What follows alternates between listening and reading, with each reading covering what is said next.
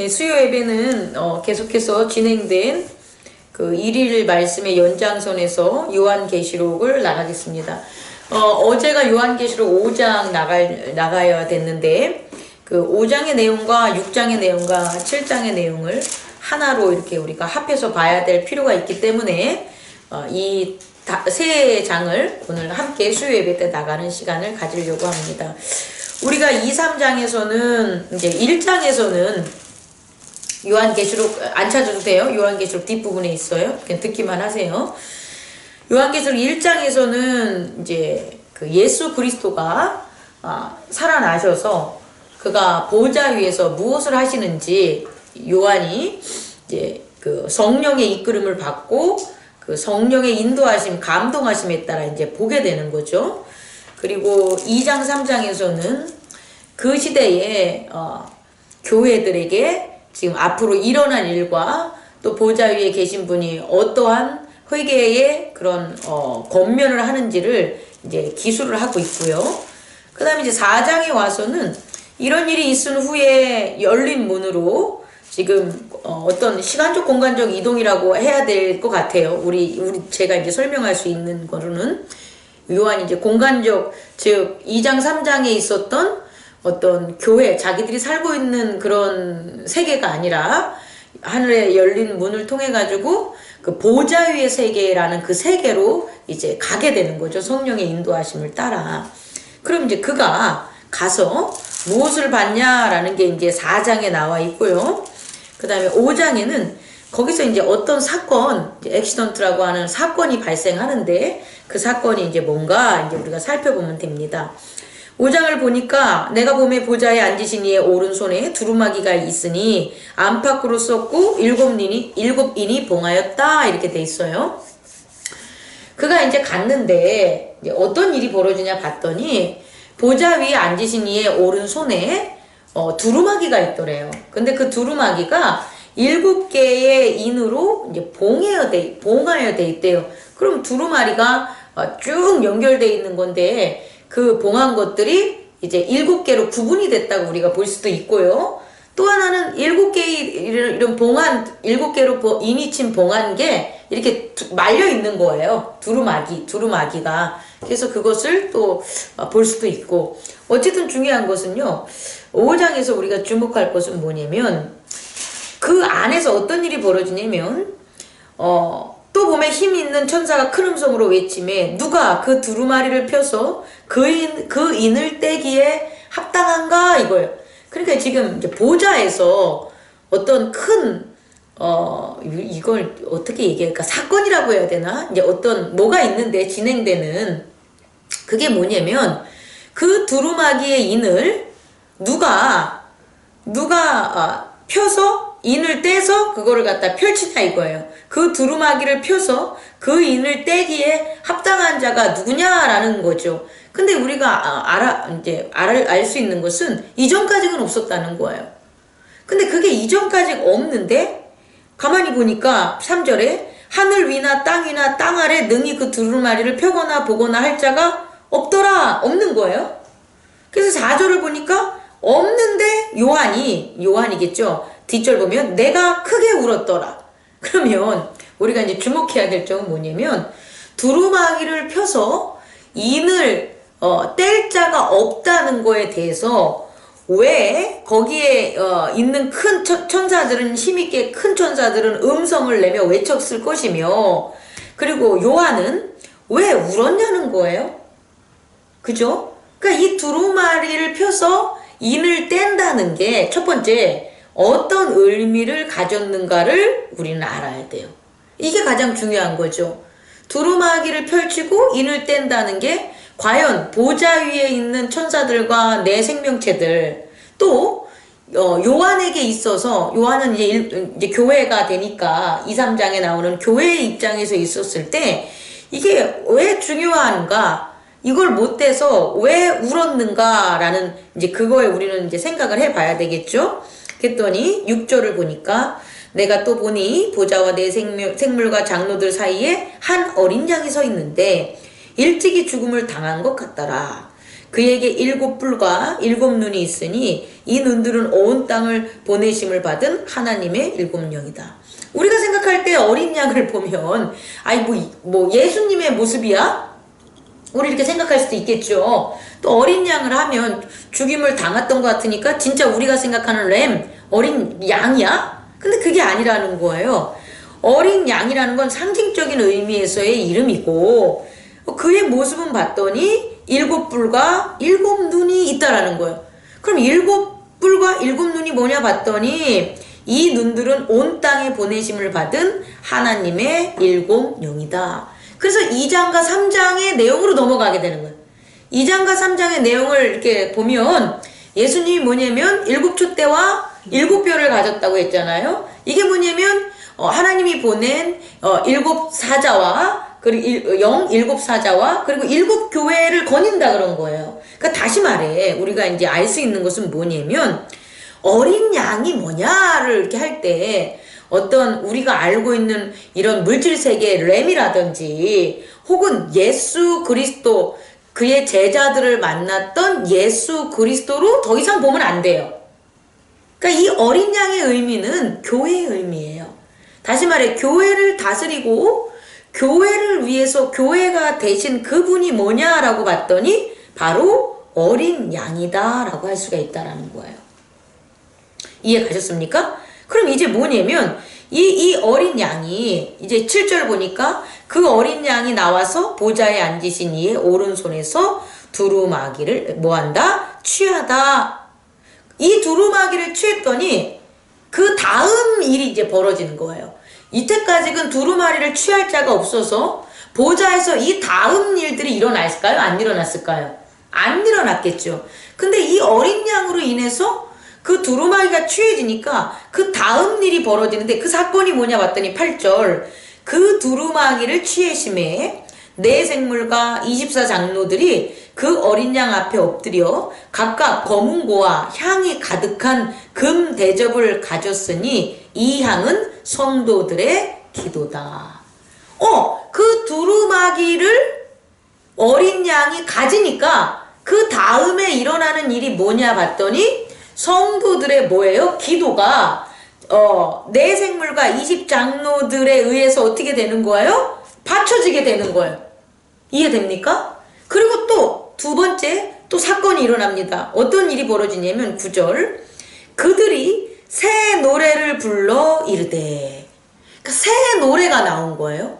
우리가 4장을 보면 거룩하다 거룩하다 거룩하다 우리 하나님 보좌에 앉으신 이에 대한 찬송의 노래가 나와요. 그리고 24장로들도 하나님을 찬양하는 것, 보좌 위에 앉으신 이를 찬양하는 게 나와요. 이게 뭐 올드송이 아니라 이전에는 그 어린 양이 두루마리를 이렇게 취하기 전까지는 그 노래밖에 없었다는 거예요. 그런데 어린 양이 두루마리를 취하면서 어떠한 노래가 일어나냐면 새 노래가 일어난다는 거예요. 새 노래가 불러진다는 거예요. 그럼 이 새 노래가 불러진다는 거의 의미는 뭐냐면 새로운 세상이 일어난다는 거예요. 이해할 수 있겠습니까? 새로운 세상이 그의 백성들에게 세상에 나타나는 거예요. 그러니까 노래가 불러지게 되는 거죠. 근데 그 새 노래가 뭐냐 봤더니 우리 함께 읽어볼까요? 두루마리를 가지시고 그 인봉을 떼시기에 합당하시도다. 일찍이 죽임을 당하신 각 족속과 방언과 백성과 나라 가운데서 사람들을 피로 사서 하나님께 드리시고 그들로 우리 하나님 앞에서 나라와 제사장을 삼으셨으니 그들이 땅에서 왕노릇 하리로다. 이게 새 노래라고요. 다시 말해서 이 어떤 노래가 되냐면 두루마리를 가지고 인을 떼기에 합당한 이 어린 양은 일찍이 죽음을 당했는데 그 죽음이 뭐냐면 그냥 죽음이 아니라 각 족속과 백성과 방언들 나라 가운데서 자기의 피로 하나님의 백성을 샀다는 거예요. 자기의 피로 하나님의 백성들을 사서 하나님께 뭐 한 거예요? 드린 거예요. 그래서 그 백성들이 어떻게 되냐? 그들로 하나님 앞에서 나라와 제사장을 삼으셨다는 거예요. 이게 새로운 일이 벌어진 거라는 거예요. 우리는 복음서에서 이미 왜 예수 그리스도께서 우리의 대제사장이 되셔서 단 한 번에 거룩한 그의 피의 제사를 드렸는지에 대해서 설명했어요. 그건 뭐냐 봤더니 우리들을 뭐 하는 거예요? 하나님의 나라의 나라와 제사장으로 삼은 거예요. 그리고 새 노래에는 그 어린 양과 보좌 위에 있는 하나님과 그 피로 산 우리들이란 각 나라와 족속의 나라와 제사장 사모니들도 포함된 거예요. 이해할 수 있겠습니까? 이 인을 떼기 전에 노래에서는 하나님밖에 없었다는 거예요. 그죠? 그런데 예수 그리스도께서 두루마리를 받아서 인을 뗀 다음에는 그때는 누가 있냐? 보좌 위에 하나님과 그의 어린 양과 그의 어린 양의 피로써 나라와 제사장을 된 그를 따르는 믿는 사람이 뭐 하는 거예요? 나타나는 거예요. 그리고 그들이 함께 뭐 하냐? 새 노래의 주인공이 됐다는 거에 우리는 주목해야 되는 거예요. 이해할 수 있겠습니까? 그러니까 새 노래는 새로운 나라가, 그리스도의 나라가 열렸다는 거예요. 그리고 그 그리스도의 나라는 어떤 나라냐 봤더니 11절 엄청 많은 천사와 음성이 있으니 그 수가 만만이요 천천이는 만만천천이 아니고 셀 수 없이 많다라는 거예요. 그러면서 큰 음성으로 이르니까 뭐라고 하냐면 12절 읽어봅시다. 죽임을 당하신 어린 양은 능력과 부와 지혜와 힘과 존귀와 영광과 찬송을 받으시기에 합당하다. 그리고 13절도 또 동일하게 그거에 대한 연속적인 찬양이 되는 거예요. 다시 말해서 우리가 주목할 건 뭐냐면 그 두루마리에 7인을 뗄 수 있는 어린 양이 있기에 무엇이 생겼냐? 그 어린 양의 나라가 열렸다는 거예요. 그리고 그 나라는 어떤 나라냐 봤더니 능력과 부와 지혜와 힘과 존귀와 영광과 찬송의 나라가 된다는 거예요. 그리고 그 나라에 그 노래에 누가 들어갔냐 봤더니 바로 그의 어린 양의 피로 사서 하나님께 드린 백성이 들어가 있다라는 거예요. 그럼 결국 뭐냐? 오늘날 교회들이 이러한 예수 그리스도 어린 양의 나라라는 거예요. 그 교회가 뭐냐라고 그러면 교회는 이거라는 거예요.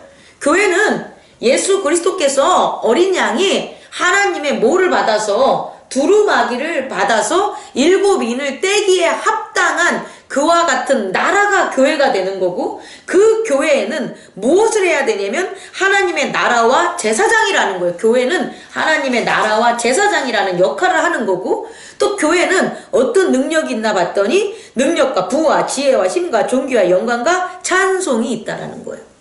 여러분 믿으십니까? 아멘. 그럼 이런 어린 양의 그리스도의 나라가 오픈된 거예요?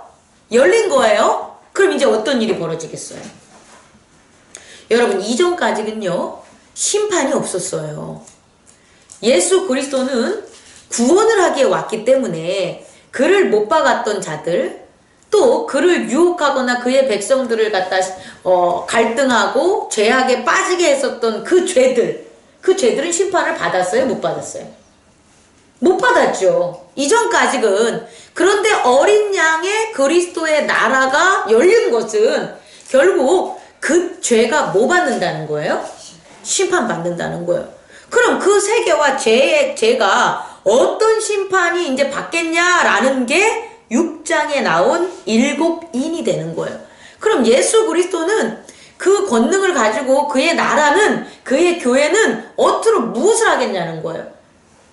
교회는요, 이 땅에서는 우리가 있는 제사장과 나라가 되지만 열린 문을 통해서 하나님의 보좌와 연결이 된 거예요. 하나님의 보좌에서 일어나는 일들은 결국은 열린 문을 통해서 어떻게 되냐? 교회인 그의 나라와 제사장들 그 나라에도 뭐한다? 열리게 된다는 거예요. 우린 이걸 명심해야 돼요. 그래서 땅에서 열면 하늘이 열리고 땅에서 묶으면 하늘에서 묶인다는 그 말이 여기에 있다라는 거예요.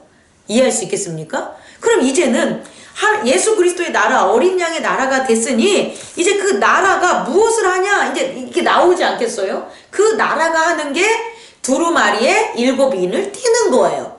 그럼 일곱 인은 어떻게 되냐? 6장으로 가니 내가 봄에 어린 양이 일곱 인 중에 하나를 떼시니 그때 내가 들으니 내 생물 중에 하나가 우레같이 말하여 이리 와! 이렇게 얘기한 거겠죠. 이리 와라! 뭐 이렇게 했겠죠. 근데 중요한 건 이제 좀 빨리빨리 하면 2절부터 8절까지 보면 우선 첫 번째 인을 띄었더니 흰말이 나오더래요. 그리고 그 흰말이 있는데 그 말을 탄 자가 활을 가졌고 면류관을 받아 나아가 이기고 또 이기고 하더라. 그러니까 첫 번째 인을 뗐더니 흰말이 나왔는데 그 흰말을 탄 자가 뭘 했더니 컨퀘스트 했다는 거예요. 컨퀘스트는 뭐냐면 정복하다라는 거예요. 그러니까 정복했다라는 거예요. 이전까지는요, 죄가 하나님이 만들어 놨던 그의 창조된 세계를 갖다 오염시켰겠죠. 그죠? 그런데 이제는 어떻게 되냐면 그 오염된 그 나라에 뭐를 파견한다? 정복자가 나온다는 거예요. 이해할 수 있겠습니까? 이제 가만히 이제 놔두는 게 아니라 이제 그 죄악의 나라가 심판을 받겠다는 거예요. 근데 그 심판을 받는데 첫 번째 말은 뭐하냐면 그렇게 죄악이 덮었던 곳들이 다 이제 뭐가 된다? 정복되는 일들이 벌어진다라는 거예요. 두 번째 인을 띄었더니 붉은 말이 나오는데 그 탄자가 허락을 받아 땅에서 화평을 제하여 버리며 서로 죽이게 하고 또 큰 칼을 받더라.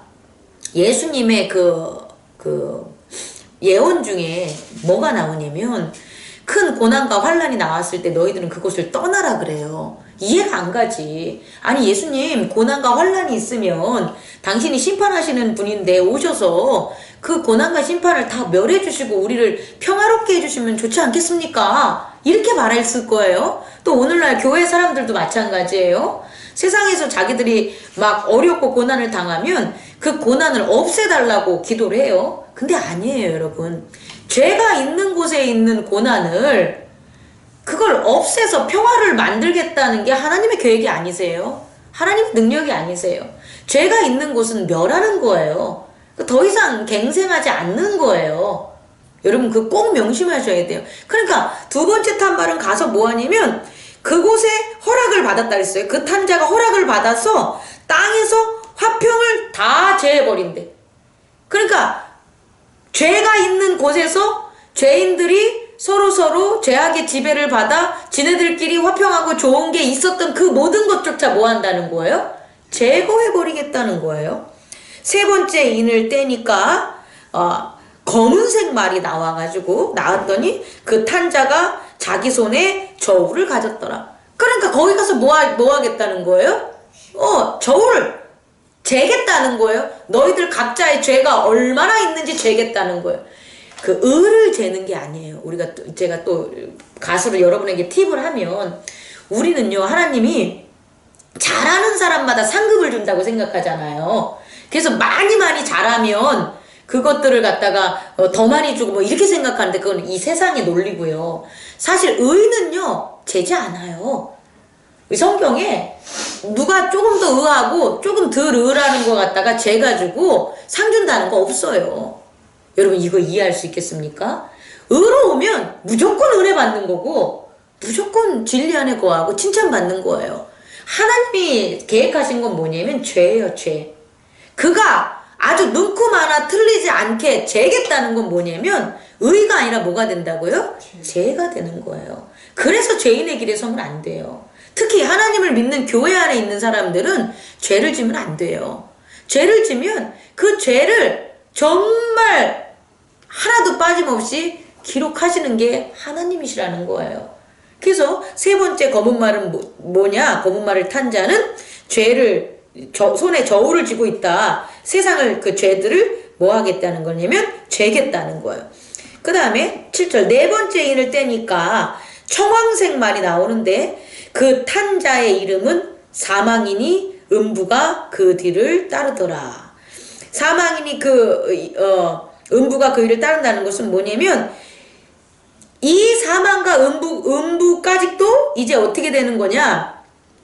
우리가 죽었을 때 죽어가지고 이제 육신이 죽으면 그 다음에 가는 곳을 사망과 음부라고 우리 생각했잖아요. 하데스라고. 근데 그것들이 이 세상으로 나오는 거예요.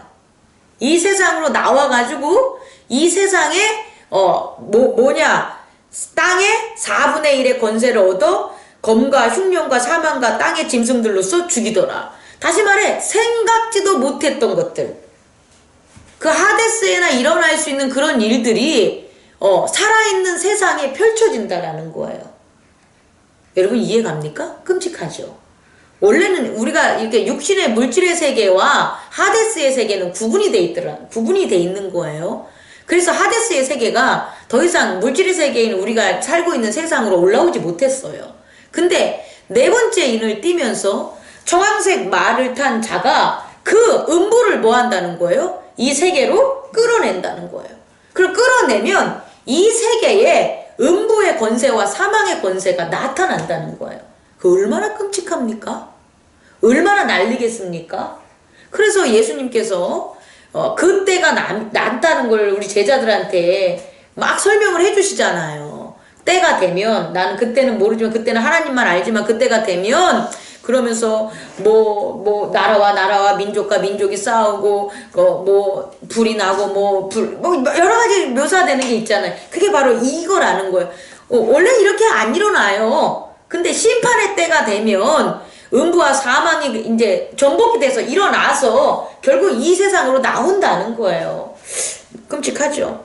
다섯째 인을 이제 뗐더니 이제부터는 좀 반전이 돼요. 여기까지는 어떤 세상에 대한 심판의 그런 과정들이 나타난다면 다섯째 인을 뗐더니 이와 다른 누가 나오냐면 하나님의 말씀과 그들이 가진 증거로 말미암아 죽임을 당한 영혼들이 제단 아래에 있어. 그 제단 아래에 하나님께 제사를 드린 그 제단 아래에 하나님의 말씀을 지켰던 그 증거를 가졌던 사람이 그 사람들이 영혼들이 뭐 하는 거예요? 나타난 거예요.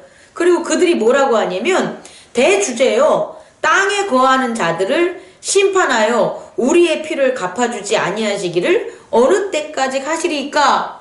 다섯째 인을 떼니까 하나님의 말씀을 지키고 증거를 가진 자들, 그러면서 희생을 당한 자들이 나와서 뭐를 하냐면 우리를 이렇게 우리를 죽이고 죄악에 빠졌던 그들을 뭐 해라고요? 심판해 주십시오. 이렇게 얘기하는 거 탄원이 오는 거예요. 그랬더니 그 각자에게 뭐라고 하냐면 흰 두루마리를 주시면 참아라. 잠시 참아라. 너희들의 형제들, 너희들의 종과 동무들과 형제들이 너희들처럼 죽임을 당하여 그 수가 차기까지는 뭐하라? 참아라. 참아라. 그 다음에 여섯 번째 인을 떼니까 이제 어떻게 되는 거예요? 큰 지진이 일어나며 해가 검은 털로 짜 상복같이 검어지고 달이 온통 피같이 되어, 그리고 13절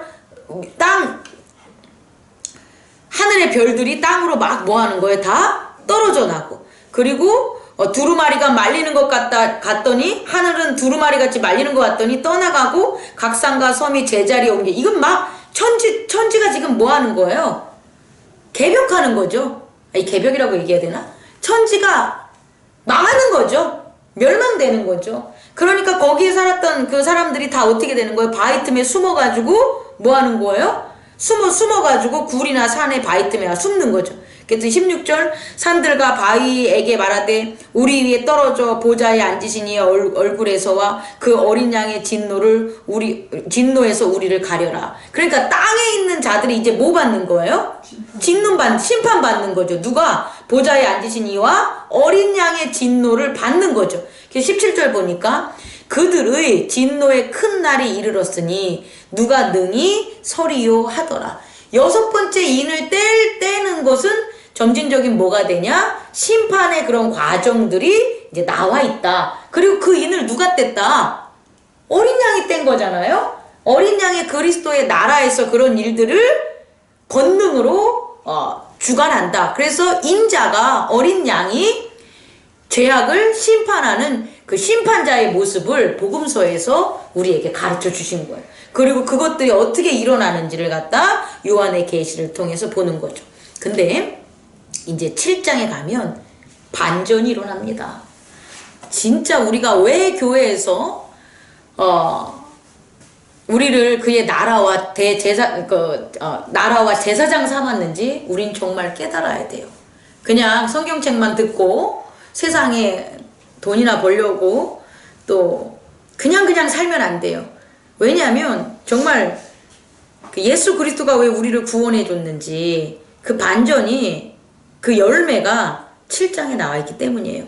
그런 일들이 있는 걸 보고 얼마나 이 요한이 까무러쳤겠어요. 사실은 얼마나 무서웠겠어요. 얼마나 두려웠겠어요. 또 얼마나 걱정이 됐겠어요. 그런데 이 일이 있은 후에 내 천사가 땅 내 모퉁이에 선 것을 보니, 근데 그런 일을 봤는데 이런 일이 있은 후에 4명의 천사가 땅 내 모퉁이에 선 게 보이는 거예요. 땅의 사방에 바람을 붙잡아 바람으로 하여금 땅에나 바다에나 각종 나무에 붙지 못하게 하더라. 아니 그런 진노가 아까 6개의 그 인을 띄면서 일어났잖아요.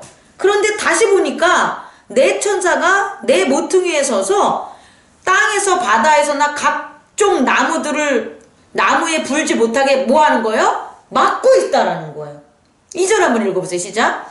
또 봄에 다른 천사가 살아계신 하나님의 인을 가지고 해 돋는 데로부터 올라와서 땅과 바다를 해롭게 할 권세를 받은 4천사를 향해 큰 소리로 외쳐 뭐라고 하냐면 이르되 우리가 우리 하나님의 종들의 이마에 인치기까지 땅이나 바다나 나무들을 해하지 말라 하더라. 이 너무 반전 아닙니까? 너무 멋지지 않습니까? 그렇게 6인을 치는데 다시 4천사에게 어떤 명령이 이르냐면 이 땅에 우리 하나님의 종들, 우리 땅에 있는 우리 하나님의 종들의 이마에 인을 치기까지는 그들에게 이런 어떤 환란이 있는다 없는다 없다라는 거예요. 막아준다라는 거예요. 이해갑니까? 그럼 이 환란에서 6인을 띄면서 있었던 이 환란에서 이 환란을 피하는 자들이 여기 기록이 돼 있다는 거예요. 여러분. 근데 그 기록된 첫 번째 사람들이 뭐냐 봤더니 4절에 내가 인침을 받은 자의 수를 들으니 이스라엘 자손의 각 지파 중에 인침을 받은 자들이 14만 4천이요 이렇게 나와요. 그래서 각 지파별로 나와 있어요. 근데 이게 이단들은 이거를 자기들이라고 해가지고 14만 4천 해가지고 유다 지파, 아셀 지파, 시몬 지파 해가지고 12지파로 자기들을 이렇게 나누고 해요. 근데 그건 정말 어리석은 해석이에요, 여러분. 이거는 전적으로 구약의 이스라엘 지파들 가진 어떤 여러 가지 환난과 유혹 속에서도 우상숭배를 하지 않고 하나님의 이름을 지킨 자들이에요. 그러니까 현재 우리 예수 그리스도 이유가 아니고 그 전이 되는 거예요. 그 전에 14만 4천이 있다는 걸 우리는 모르지. 누가 그렇게 됐는지. 그 속에는 모세도 있겠고 다윗도 있겠고 누구누구 있을 거 아니겠습니까? 그렇지 않아요? 근데 통틀어 이들이 뭐 했다는 거예요?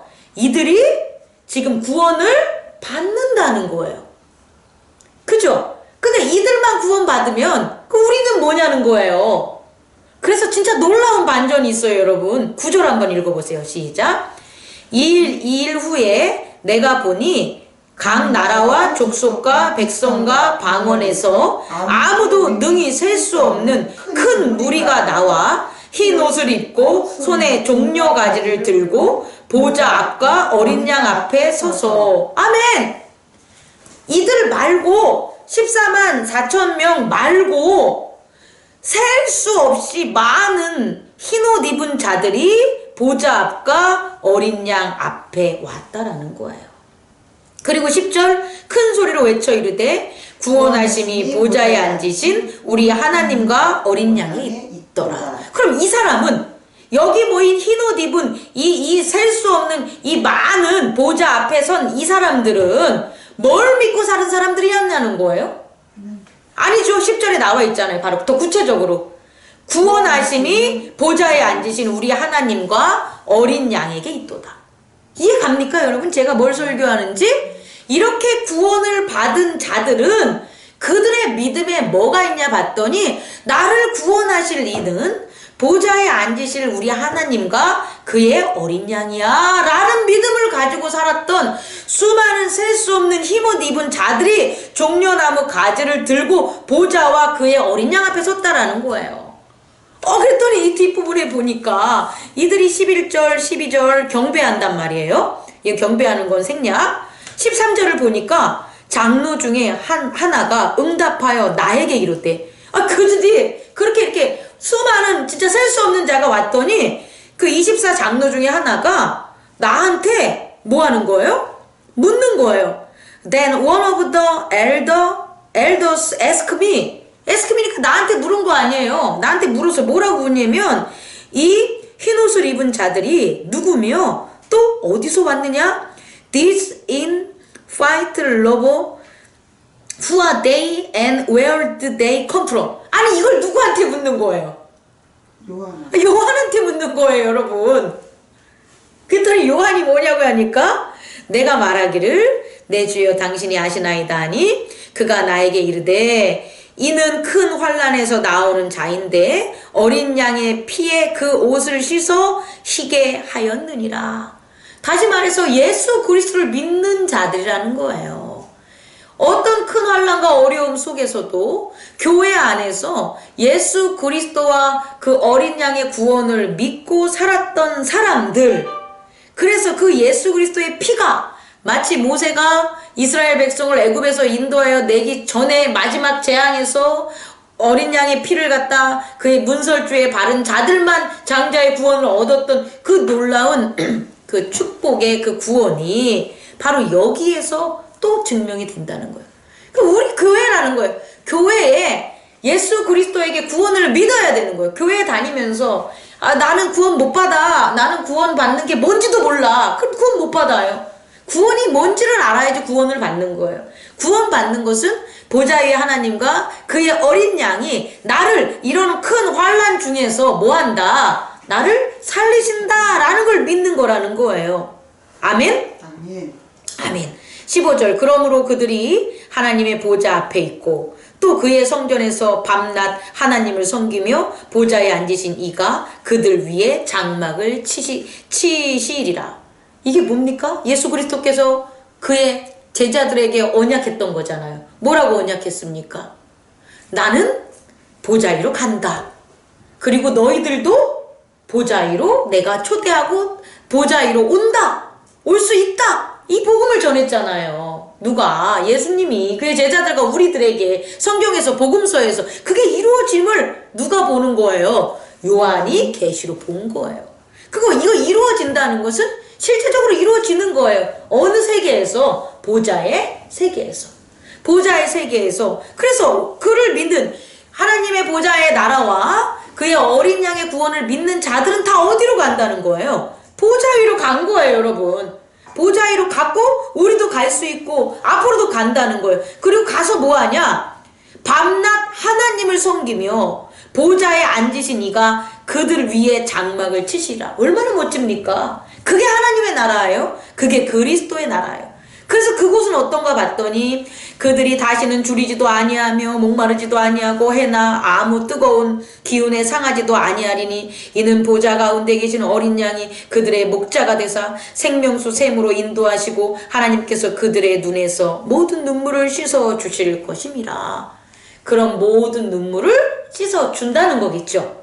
여러분 이해갑니까? 우리가 말씀을 마치겠습니다. 우리가 이제 소천하면 이 구절이 나와요. 소천할 때 예배 드릴 때 뭐라고 나와 있냐면 이렇게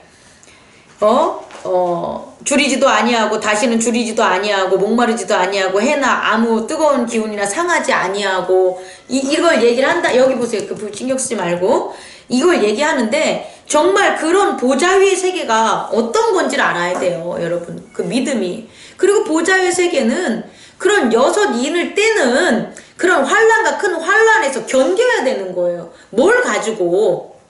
구원의 확신을 가지고. 그러니 그 구원의 확신을 가지고 그렇게 사는 거예요. 우리 교회에서 우리가 우리 그 먼저 하늘나라에 보내드린 그분들이 어디 있냐면 차가운 땅바닥에 있는 게 아니고 어디 그 추모공원 같은 데 있는 게 아니라 여기 나온 것처럼 이 보좌 위에 있다라는 거예요. 아멘. 그리고 어린 양이 친히 생명수 가운데 인도해주고 있다라는 거예요. 그걸 믿어야 돼. 아멘. 그리고 우리도 그래야 돼. 우리도. 나도. 내가 왜 오늘 힘들 여러 가지 일들과 고난과 역경 속에서 죄의 유혹 속에서 내가 왜 사랑과 용서를 하고 어려움 가운데서도 교회를 섬겨야 되고 예수 그리스도의 말씀을 지키고 그의 이름을 잃지 말아야 되는 이유가 뭐냐면 내가 이 소망을 가지고 있어야 되기 때문이에요. 내가 나를 보좌 위에 앉으신 이와 어린 양이 나를 구원하시는구나, 이렇게 구원하시는구나 하는 그 하나님의 나라와 말씀을 알아야 되는 거예요. 이 말씀을 알으면 우리가 이 말씀을 어떻게 아냐라고 한다면 순종해야 돼요. 순종하지 않으면 말씀을 아는 게 아니에요. 말씀을 믿는 게 아니에요. 오늘 5장, 6장, 7장은 구원을 받은 백성들, 구원받을 백성들과 구원을 믿는 백성들, 다시 말해 예수 그리스도의 이름을 입으로 고백하는 모든 자들이 이 5장, 6장, 7장에 있는 이 하나님 나라의 이 원리와 또 이런 시간적, 공간적인 앞으로 일어날 계시에 대해서 아멘으로 믿어야만 우리가 하나님의 말씀을 안다고 할 수 있는 거예요. 그리고 그것은 순종의 열매로 저와 여러분들의 삶 가운데 날마다 확인되는 거예요. 아멘? 아멘. 말씀 마치겠습니다. 꺼주시기 바랍니다. 기도하겠습니다. 닫으면 돼.